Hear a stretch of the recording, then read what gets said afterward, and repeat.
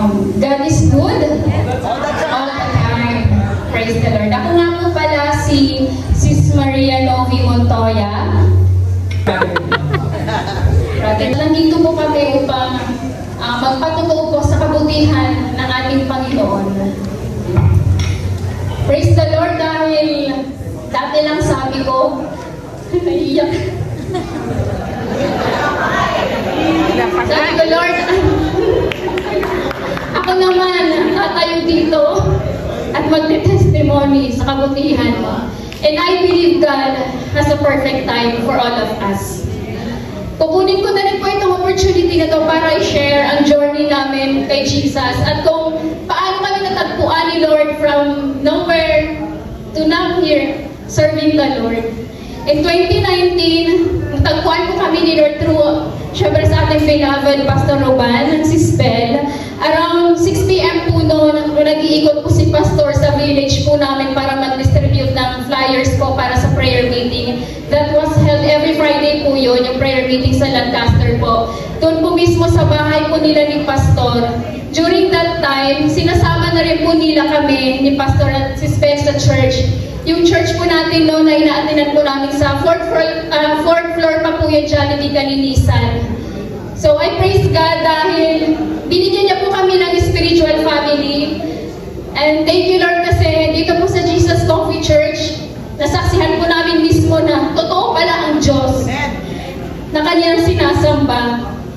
Tagos ang bawat Sunday sermon ni Pastor at dito natuto na rin ako, kami magbasa ng Biblia, natutong manalangin, at syempre natuto na rin tayo mag-obey sa ating Panginoon at lumago bilang Kristiyano. And during that time, binigyan na rin po ako ni Lord ng work. Nakakamanghala kasi bago pa lang po ako sa trabaho na yon, pinatunayan lang ni Lord kung gaano siya kadakila. Kasi in less than 2 months lang po mga kapatid, na-promote po ako 2 beses. Glory to God. From assistant head to department head. Praise the Lord. Sabi nga sa Psalm 75:6-7, promotion comes from the Lord. At dito rin sa work, kami nagkakilala ni Kenneth. At dito rin, at thank you Lord kasi dito rin po ako kami tinawag ni Lord para magbigay po, magsimula magbigay ng ikapo. At that, as time went on, para bang habang nasa trabaho po ako, laging may hinahanap po yung puso ko. Lagi po ako nagugutom, lagi po ako nauuhaw sa presensya po ng ating Panginoon. Kahit araw-araw naman po ako nagbabasa ng Biblia.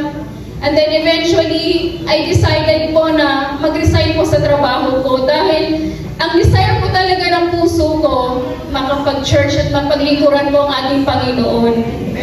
Hindi na po ako nakakapag-church every Sunday dahil nga po mahigpit po yung management po namin. 3 beses ko pong sinubukan umalis po sa trabaho. Hanggang sa nabalitaan ko, naghahanap po sila ng supervisor.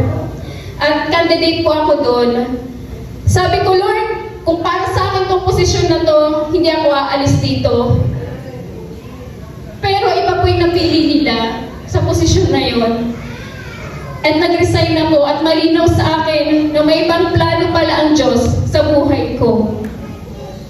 Fast forward po to May 2021, after resigning, ang una po namin ginawa ni Kenneth, dahil sobrang na-miss po namin talaga ang mag-worship kay Lord, magpuri, nag-church po kami. At na-miss ko rin po yung mga kapatid namin sa pananampalataya. After a month of rest po, naghanap ulit ako ng work. Sinubukan ko po mag-apply sa iba't ibang company, pero walang kumontak sa akin. In June 2021, thank you Lord, dinasay po ako ni Pastor sa Kids Ministry. At totoo po, pinagkibit-balikan ko lang po yun kasi ang plano ko po talaga magtrabaho. Days and months passed, wala pa rin po akong work. Hanggang sa pinagkatiwala sa akin ni Lord yung OFW ministry at ngayon naging part na rin ng media at sa ibang ministry pa rin po. Sabi ko, Lord, para nakakahalata na ako sa'yo. Every time na nagpe-pray ako ng work, ibang work ang binibigay mo sa akin. Yung palang gusto mo na ni Lord na magtrabaho ako sa kingdom niya. Pero dahil desidido ko talaga akong mag-work, sinubukan ko na naman po mag-apply.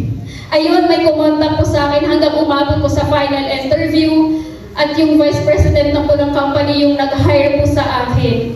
Tanggap na po ako as supervisor at naghihintay na lang po ako ng start date. Pero heto na naman po, lumipas sa mga araw at linggo, wala na naman po ako narinig na update sa kanila. Iniwan na naman po ako sa ere. Sabi ko, Lord, bakit ganun? Why do you always leave me hanging? Hindi, ito na yung Lord eh, ito na yung work na yun. Umiyak na ako, nasaktan ulit ako, na-disappoint ako. Dahil masakit, Lord, alam ko, may magandang plano ka sa buhay ko. And He reminded me of His promise in Jeremiah 29:11, "For I know the plans I have for you, declares the Lord. Plans to prosper you and not to harm you. Plans to give you hope in a future." Praise the Lord. Nagpatuloy po ako, mga kapatid, sa paglilingkod sa ating Panginoon. Kahit wala pang sagot sa mga panalangin ko. At dumating sa point na naging kontento na rin ako. This time, lalo pa akong lumapit, nanampalataya at nagtiwala sa pangako niya. Dahil alam ko si Lord ang may hawak ng future ko. Siya ang nakakaalam ng the best para sa atin. Bagaman, hindi po nawala yung, syempre, meron po tayong mga pangangailangan, pangangailangan, suporta, na kailangan din po natin makatulong sa pamilya natin. Pero again, kahit anong pilit natin sa mga gusto at plano natin sa buhay, kung hindi naman po yun ang kalooban ng Diyos para sa atin at para sa inyo, hindi ka po mananalo. Proverbs 19:21, "You can make many plans, but the Lord's purpose will prevail." Kahit maraming namumuong tanong sa isipan ko, nagpatuloy pa rin po sa paglilingkod kay Lord. Pero yung answered prayer ko po ay hindi po patungkol sa work. During the season of waiting, dumating din po sa time at point na nahirapan na po talaga akong bigkasin yung salitang, "Thank you, Lord. Praise the Lord. Hallelujah." Kahit marunong naman po ako magpasalamat at magpuri sa Diyos. Pero bakit dumadating sa point na hirap tayong bigkasin yung mga salitang yun? Dahil pinairal ko yung emosyon ko, yung mga pagtatanong, sobrang nasaktan sa mga several rejections, denials, at delays. And then the Lord reminded me again of His word, 2 Corinthians 5:7, "For we walk by faith, not by sight." Praise the Lord.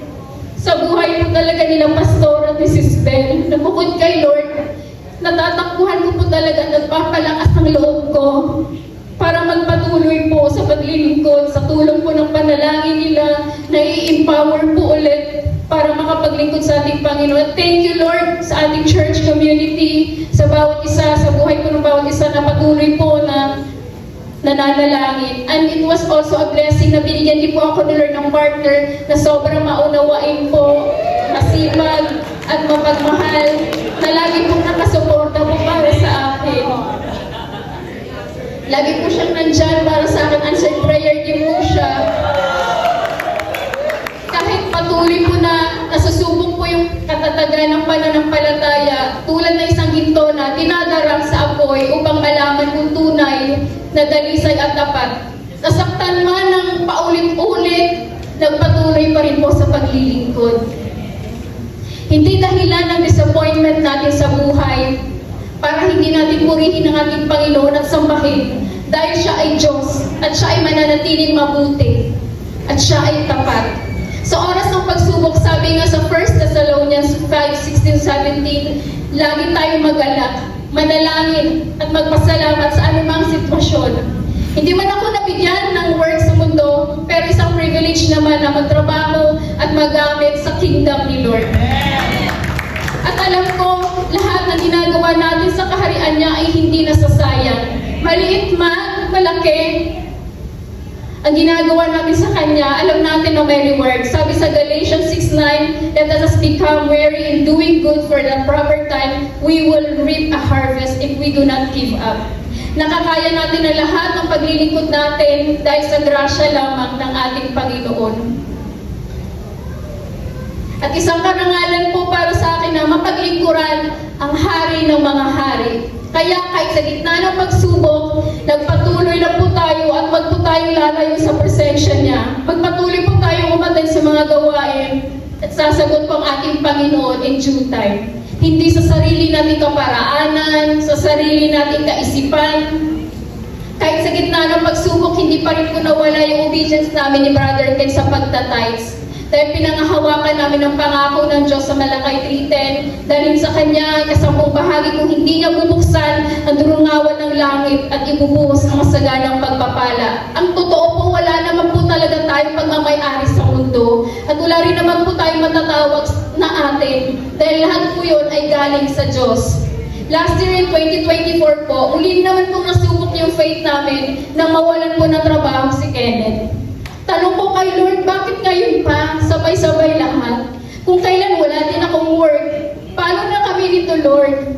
And He reminded me again of His promise in Matthew 6:25-26 na, anak, huwag kang mabalisa tungkol sa inyong kakainin at inyong iinumin upang kayo'y mabuhay. Masdan niyo ang mga ibon. Hindi sila nagtatanim, ni umaaliman, kay nagtitipon sa kamalig.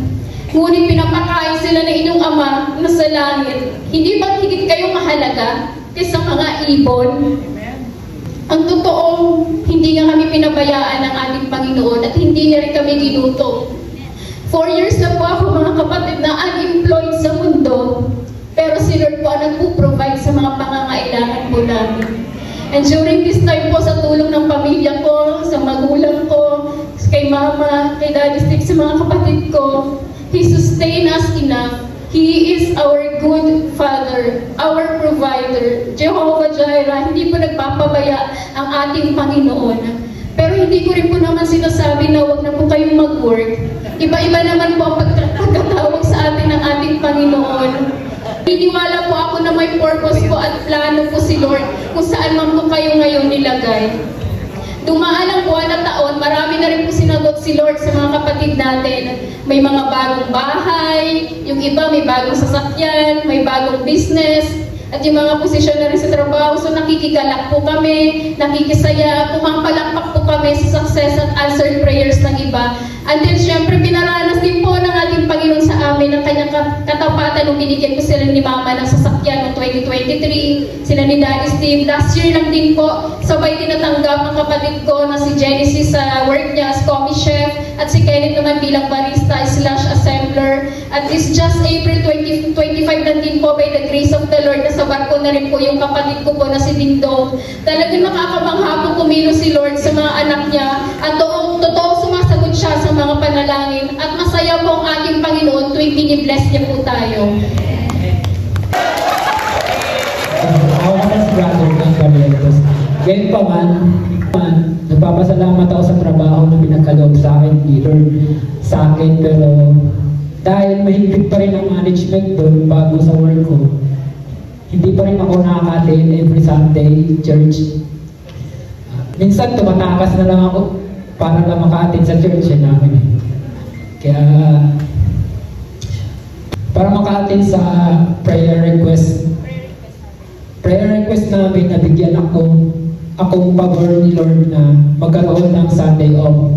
Nagpapasalamat ako sa buhay ng men's ministry, kay Brother JB, Bro Yus, kay Pastor, na laging nangamusta at sa prayer warriors na nagpapatuloy na nanalangin sa amin. Planong ipasok sa Grab ang motor ko noong araw na yun. Kaya lang, marami nang sira yung Honda Click 150 kulay red. Nag-pray ako ng bagong motor. Nabigyan ako ni Lord ng brand new. Binigyan ako ni Lord ng brand new PCX Black 160. Kaya ako na nagpapasalamat ako. Pero nitong April lang, masaya na kami ni Sis Novi dun eh. Grateful na kami sa blessing ni Lord na. Pero hindi namin alam na meron sorpresang ibihintay sa amin. Totoo ito. Ephesians 3:20, sa Kanya na makakagawa ng higit pa kaysa maaari nating hilingin at isipin sa pamamagitan ng Kanyang kapangyarihang kumikilos sa atin. Alam niyo po, bago matapos ang month of May, sa divine connection na binigay ni Lord, sa biyaya ng Diyos, at sa tulong ng kapatid natin sa pananampalataya, Binigyan po kami ni Lord ng brand new car.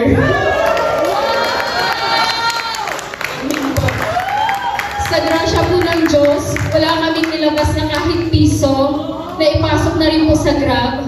Tanging ang Diyos lamang ang makakagawa nito. Sa kanyang biyaya, hawak na rin ni Kenneth ang oras niya.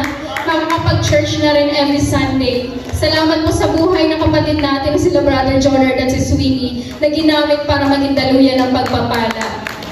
Praise the Lord po sa answered prayer. Our God is abundantly faithful and true, mga kapatid.